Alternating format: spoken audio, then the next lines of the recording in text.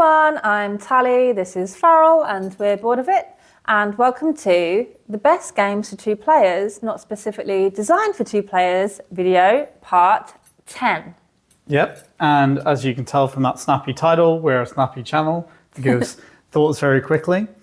And as this is our 10th episode, we're going to bring more of the kind of format you know and love. And if you don't know and love it, you're missing out.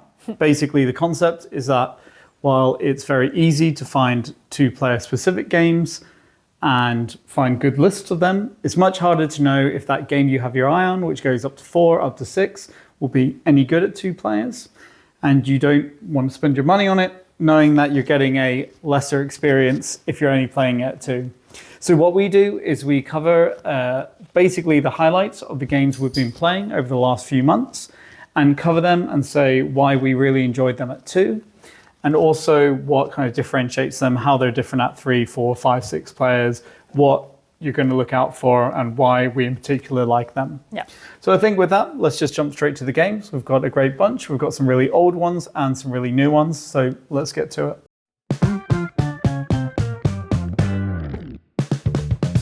Okay, so we have a classic here, Through the Desert, Renaissance, the all-play reprint, which recently came out in the last few months.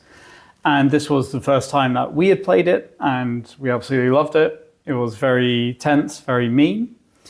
And what it is a very, very simple game with an exceptionally kind of robust gameplay space or like tactical space. Essentially on your turn, all you're doing is putting down 2 camels, and you're kind of making caravans of camels of different colors, and you're kind of trying to kind of cut off areas of the board because then you kind of score for all the spaces within that area, or you're trying to pick up certain tokens on the board by kind of connecting to them or connecting to oases, which then give you some points if you're there. So there's a lot of like trying to get to places first and trying to kind of scope out areas or block off other players from scoping out their areas. It's very, very interactive, but because your turn is only ever putting down 2 camels, it's exceptionally simple as well. Just really, really deep kind of gameplay states can emerge. Yeah, and the reason why we think this is really great at 2 players is because it kind of gives you a little bit more breathing room on the map to maybe play for more medium to longer term strategies. Whereas where you have more players, the map gets more crowded. Maybe you have to kind of pivot a little bit more in terms of what you're doing. Yeah, be more tactical, basically, reactive. Yeah, exactly. Whereas when you only have one other opponent to think about, you can kind of almost forecast where you want to go. Of course, they could still definitely block you off. It's not that the map is so sparse that you can never block other players off, because you can go anywhere pretty much, right? So you can easily just decide that you want to block off another player. So it doesn't lose that kind of mean element in a way. If you want to play mean, you can play mean, but it just gives you more options to spread out a little bit more and kind of go for what you want rather than being kind of maybe forced to go for or like opportunize. Yeah. Which, I don't know, maybe some people prefer that kind of gameplay. But if you get it, just know that you can play it with 2, and we find it, you know, pretty much just as fun. Yeah, I mean, it was really great. It's super sharp, super mean, very like head to head. I think that's what's nice about it at 2 players. It becomes almost like just any other 2-player specific game where it's zero sum and head to head. Almost, it feels more like the Undaunted series than anything else, if you know what I mean. That like tenseness of, oh, you've cut me off and now I got to do this. And I think there are some other things as well. Like I think at higher player counts sometimes, because the map can become so cramped, and the game will end once, like, say, a certain color of camel is used up, you end up not being able to trigger the game because of like all the kind of traffic jams, and you can't actually legally place that color. So then you lose control over the tempo. And at lower play counts, you can also kind of keep that. So I think there's a lot of good reasons, but it's a really brilliant game at any player count from 2 to 5 players. So fully recommend. Through the Desert was a classic, still is a classic.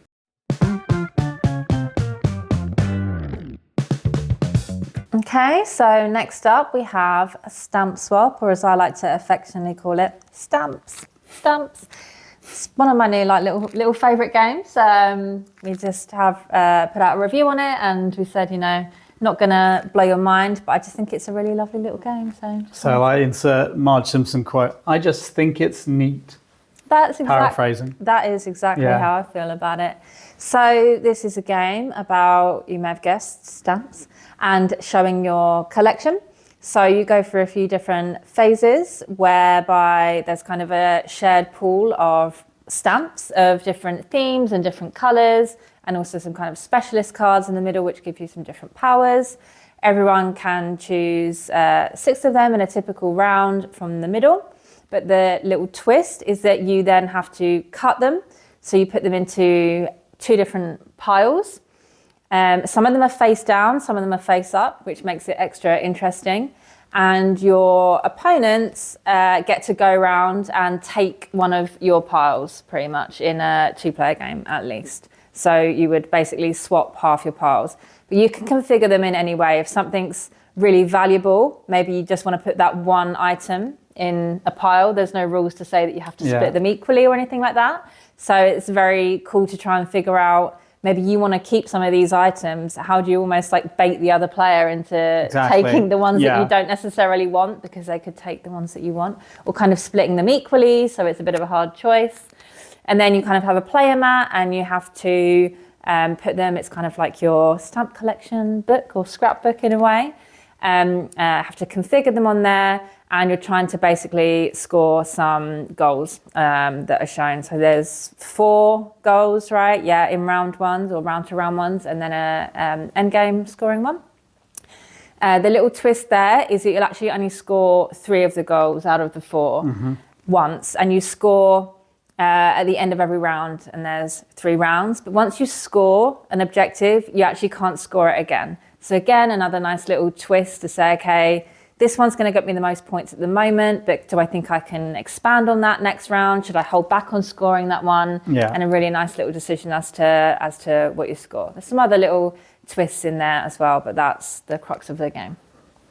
So Stamp Swap, something you can tell Tally very much enjoys. It is for 2 to 5 players, or better check. Is it 1 to 5 players? I think it is 1. Yeah, 1 to 5 players. So we have primarily played it at 2, but we played it a few times with more. And out of all the games on this list, it's probably the one that is better, like kind of in a consensus type way, with more players. It makes it a bit more interesting. But as it's like this kind of 20, 30-minute filler game, it's also something that's just really nice to play as a couple, just to get out, spend 20 minutes playing on it, have some like nice, kind of simple yet interesting decisions. Kind of, you've got a lot of nice elements of like kind of set collection and like almost like polyomino puzzle building. You got meeting scoring objectives. I think it packs a lot into a short time. And at 2 players, you get almost all of the experience. It just becomes, you kind of don't get that diversity of having other players and kind of different options to choose from when you do the I cut or I cut, you choose, basically. I mean, there's more that goes into the shared pool, obviously, with more players. But at the same time, I guess there's more players that might take that one stamp that you really need to complete one of the objectives or score. But again, at the same time, if there's only one opponent, they could also just take that one stamp. So that element of jeopardy, let's call it, even though I don't think in a game like this, maybe that's a bit strong. But it's kind of the same. I think when we play with 3 players, what's quite interesting is when you do the cut, you still cut into 2 groups. So actually you could end up with everything of yours back if the first 2 players just swap with each other, because then you just take all of yours back. So that's also another maybe like little interesting element when there's more people. Yeah, but I think in terms of, you could say all the decisions you make besides that one part are exactly the same in a 2-player game. So I think that's the thing. And I think, you can see that I enjoy it, you're enamored with it, and that's primarily playing it at 2 players. So, and it's also, not something that I would go out of my way to play at 4 players, right? I wouldn't be like, oh, okay, I'm not playing it too. Yeah, I think a little bit of the joy of it is, like you say, if we just play it for 2 of us, it takes 20, 30 minutes. You could even get 2 games in, right? It's that kind of game where you just want to kind of almost go again because Certainly it's that. You do. Yeah, maybe I'm just speaking from a personal opinion there. But obviously with more, then it kind of would take up like more of your game evening in a way. Yeah, that's a good point. I think with like 5 people and like the decisions, Yeah, I just think it's a nicer game that you maybe play once, maybe you get another game in and then maybe move on to something else. Exactly. I do think it makes for, although you're missing that little bit, like quite a nice kind of couple game or pair game just to like chill out over. So we obviously very much enjoyed it too, and we think that you will too. So that is Stamp Swap.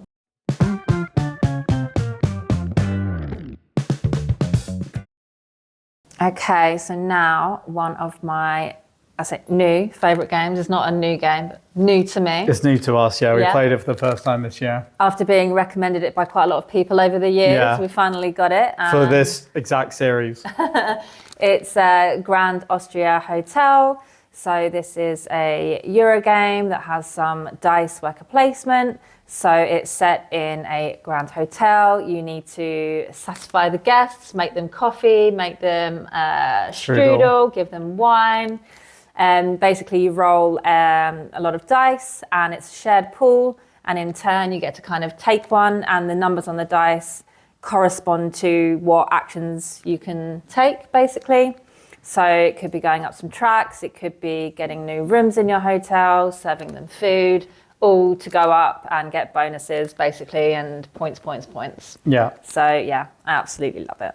Yeah, so I think this is one of the instances in this list where it's very easy to say it is better at 2 players than it is with more.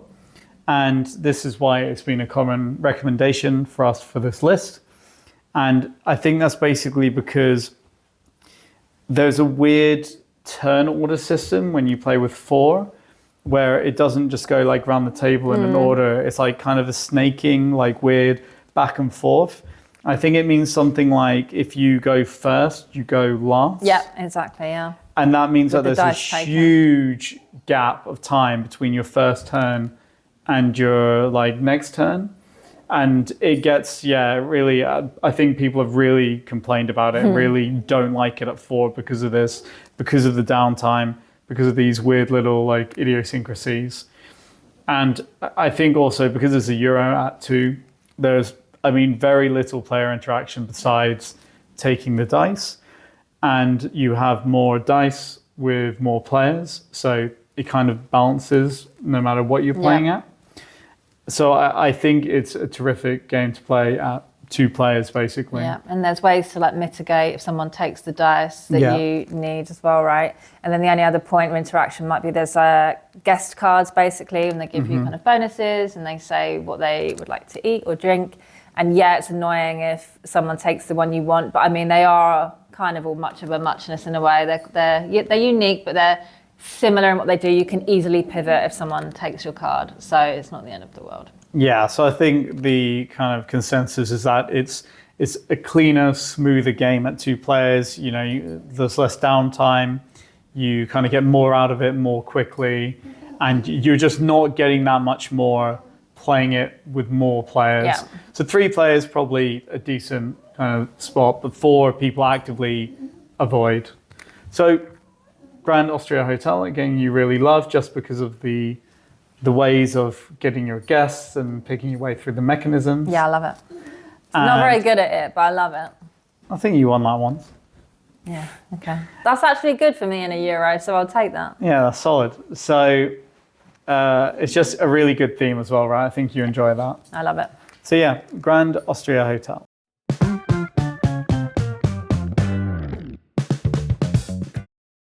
Next up, we have one of my favorite games, which is new to us, but also a quite old game. That is Agricola. Again, something we just played for the first time this year. and it's for 2 to 4 players, but it's essentially one of the oldest and greatest worker placement games.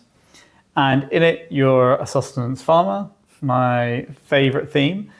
And you basically are just creating a little farm. You're building your house up to make it better. You're kind of planting fields, growing crops and vegetables. You're farming animals. Classic, all the classic things. All the classic things. Everything's beige. It's a really terrific game. But it's also a very mean game.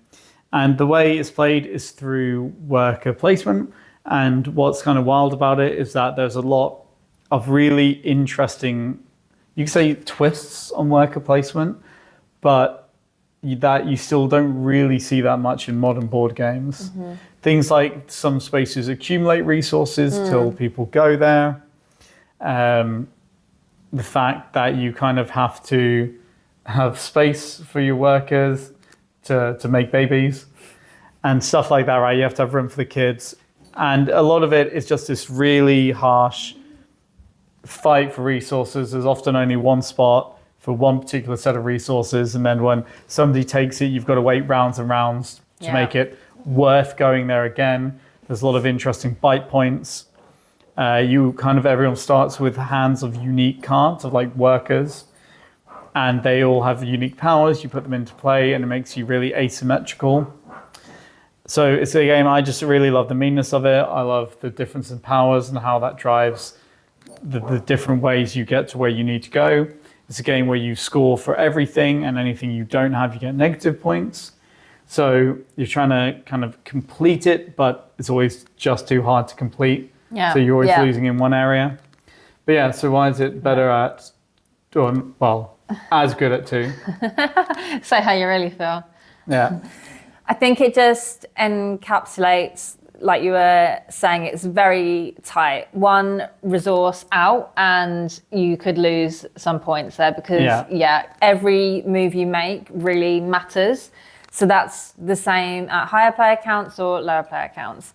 Because it's worker placement, there is a little bit more breathing room on the spaces when you have lower player counts. So maybe some people actually prefer that. I know sometimes we get comments, people saying they don't really like when it's super mean, and actually they would prefer to be able to focus more on strategy than kind of fending off other players. So with lower player counts, more breathing room.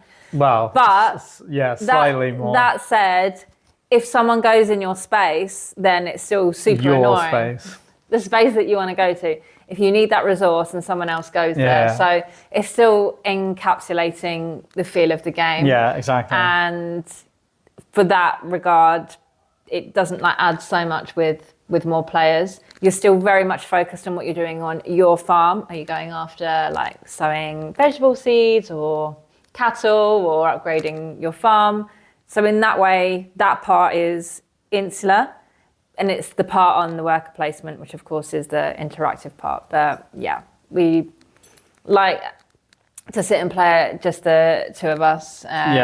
It's particularly very strange because you're right. It's weirdly interactive, but also it's weirdly introspective as well, because you kind of are really worried about the worker placement spaces, but then everything else you're thinking about yourself. You're doing your own thing, doing your own cards. I sometimes look up and look at your farm and I'm like, where did that come from? How did you get so many pigs on your farm? Because I've just been focusing on my own farm, basically. Exactly. And I think we did play this with more, and I really have no takeaways from that game where anything felt any different, if you know what I mean, particularly. Okay. Except there's a little bit more chaos with more players being there. So I think I had this somewhere in my top 20, I think, of all time when we did that video this year. And that was primarily playing it 2 players, which I think shows how strong it is. Mm-hmm. So 2 players, really recommend Agricola if you want something classic, something beige, something mean, basically.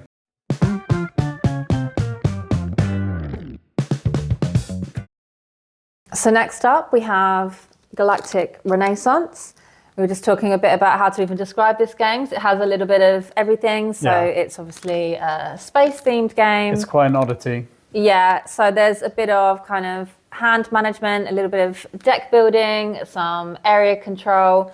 Ultimately, you're trying to just score some objectives by playing the right cards in the right order and trying to kind of. Sometimes you need to control the area, but you can be a little bit more sneaky because you might have a scoring objective where actually you're in the minority. So it's about kind of manipulating the cards that come out and when you can score. The little twist is that you need to get to 30 points to win the game. But once you get to 20, you have to get to 30 in one turn. So you really have to think and manage your hand as to be able to score 10 points in one go, basically, which can actually be pretty tough. So you really have to make everything aligned to be able to do that. But yeah, it's a pretty fun game that we've been enjoying, both at 2 and with more players. Yeah, so this is 2 to 4 player game, and we should say we were sent this as a review copy, and we've played it, yeah, like you said, 2 or 4 players with a friend's copy, and this is actually the retail copy, and they had the Kickstarter copy, which is like really fancy. Which is very nice. And then we felt like plebs for having only the retail copy, even though it was a review copy. It's still pretty nice. Yeah, it's still a nice game, but they had like the bling bling one, right? And we're like, I think he went all in, right? So I think the first thing about this game is that it's actually, even though it's area control, it's quite like a Euro game because your deck, when you play cards, they go at the bottom of your deck in the order you played, and it's very rare your deck gets mixed up. So it's not like you run out of cards and you shuffle. Like a lot of the gameplay is what you play when and when it's coming back up, because you only have one card really that lets you score, like the big scoring cards. Yeah. So a lot of the game's about timing, and it has a lot of Euro leaning elements and a lot of area control. So with all that in mind, at 2, like a lot of Euros, it doesn't really, the feel of the game and the turn to turn doesn't really change. I don't think our games at 2, which we've played it mostly at, felt that different than 4. I think you do get some elements which become more present at higher player counts, such as I can't remember what it's called now, the overflow, I'm going to call it. Yeah. Where basically planets have a set limit. Contentment or something. Yeah. Planets have a set limit of people that can be on them. And when there are too many, you kind of do like a kind of round of, not combat, but you remove them in different ways, and you have options of how you do that, or you could play a card or things like that. But that happens more with more players because they fill up quicker. But I didn't necessarily feel, besides that, much of the game was very different. And I think we both really enjoyed this because it's quite a novel game, like picking your way through the cards that you have, and you get a lot of specialist cards which are all unique, and suddenly your deck becomes more unique, and manipulating those cards versus the scoring cards. It's like a really interesting puzzle to work your way through, basically. Yeah, and I think it can just depend on what the scoring objectives are as to whether the discontentment, I don't know what it is now, comes up or not, because even in a 2-player, if there's a certain objective that you need to go for to score points, maybe we both might pile onto the same planet to be able to score. So it kind of just depends on what you're trying to score for. Or because if you don't have anything like that where it's about being in the majority or minority, then maybe you would spread out a little bit more and score from some different objectives. So I think it can just depend on what comes out. Yeah, I think one of the things as well is that with scoring, and you needing to get these 10 points in your kind of final turn to end the game, it becomes much more, as I said, about timing, because if you play your card and you don't quite make it, then that goes to the bottom of your deck, and you're kind of like almost out if other players are close. And that doesn't really change if you have 2 or 4 players. It's always the same. You need Still to very tense. Take your shot and then do it. So that's kind of almost like the core tension in the game, because a lot of times players can be at different points, but then somebody will end up getting to like 22, go back down to 20, and then the race is on, basically. Yeah, and the fun of, like you say, the timing and when to score, that's going to be the same, right? Because it's about what you are personally doing. And of course, the game state can change turn to turn with more players, but that core of what shall I do when? Shall I hold this card back and save it is the same. Yeah, exactly.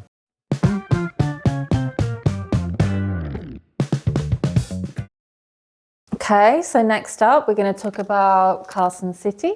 So this is a game set in the Wild West, and it has, again, a bit of a mixture of elements. So some worker placement in terms of like action selection, some kind of area control, building different buildings. Maybe you want to build a saloon, you need to build some roads, and then you're going to kind of get income every round and then go again through various rounds. And the way that the kind of action selection works is you'll put your workers where you want them to go, but then you have to go in an order. So if you put all of your workers in the first 4 slots, you would take 4 turns in a row. So everything kind of goes in this flow. So there's, a number of buildings that you can buy.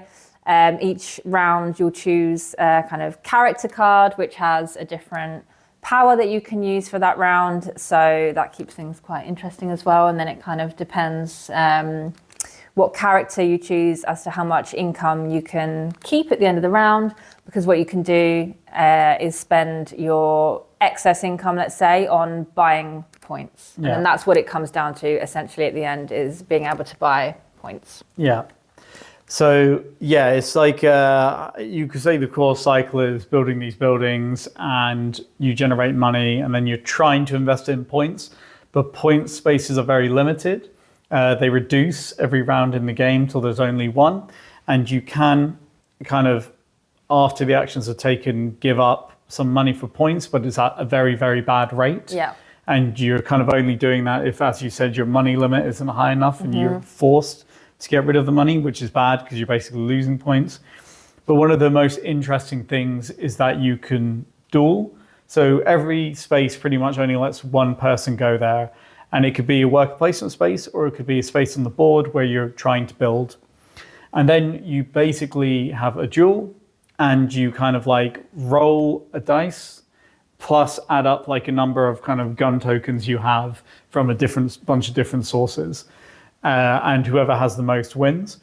So there's kind of like this element of randomness in the Wild West as well. Yeah. So it's kind of like a weird mix of very like Euro stylings in some ways and very Ameritrash stylings in other ways. That's true. And you can play this 2 to 4 players, or probably even 1 to 4 players actually, I think. And I guess on the surface you would think that because you have these duels, having more players will make it like more interesting and more chaotic. But I think that's very much dependent on what you want, because it is like, I think we both really enjoy this game. Yeah. It was something that we really like knew nothing about. Yeah. Just backed it based on the strengths of Carnegie by the same designer, and it was the same company doing this reprint, because Carson City is a little bit of an older game. And that was the main reason we got it, but it kind of really impressed us, especially with this kind of deluxe edition, which has a lot of different modules, a lot of those characters you're saying about. And using those characters, you can shape the kind of game you play. So you can make it very crazy and like bombastic and lots of duels, or you can make it very Euro-esque with like kind of minimal interaction, just profiting and spending and like getting those into points. Yeah. But basically, because of all the different things this game can be and all the different ways it can play, it doesn't necessarily like get more wild at 4 players than it does as 2, because depending what characters you use in, one could be more boring and one could be more chaotic, and you kind of mix and match that. So I think it's really great at 2 players. And I think another key element is just how quick it plays at 2 players. Yeah. You really whip through the rounds and you get the kind of full experience, just minus maybe a few duels. Yeah. But then because there's still only kind of, one good point space per round, you will probably end up gravitating, right? Like regardless. Yeah, or certain spaces. Yeah. And you kind of still have the same underhanded tactics. It's just something, we've played a 4-player game, we've played 2-player games and enjoyed it at both, but I don't think there's anything at 4 players, besides the fact that it was more chaotic, if you want that kind of thing, that would make me be like, oh, actually, I'd rather keep this to 3-4 players now. Yeah, the core of what the game is still just as good, basically. Yeah. And like you say, the diversity of the game styles, it could be like that. Even with 4 players, everyone might decide to be less combative, and like maybe you don't want to keep dueling because it's not worth the risk, because basically you might lose an action. So maybe everyone just decides to go on a different action space anyway. It will just depend on the type of game that's going on and maybe even the players that are playing. Whereas a 2-player game, you could just combat each other all the time as well. So you don't like lose that element. I think, it really depends on how you set up the game and what you throw into it. So it's really great for 2 players at that. And there's also actually another side of the board which narrows the space. So you can also have a much tighter 2-player game, and it gives you options to kind of like a generic version of that, and then options to make it even tighter than that. So you can still get that feel and fight for space and condense the map down at 2 players so you wouldn't lose anything. But obviously, I think you can tell this is something that we really enjoyed and really recommend to kind of Euro fans and people who just want to play around in the Wild West. It's very much a sandbox game. Yeah, and the combination of all of the elements just seemed very unique and novel. Yeah, so, exactly. you know, you've kind of seen some of the things before, but the combination makes it feel very unique and very, very fun, basically. Yeah.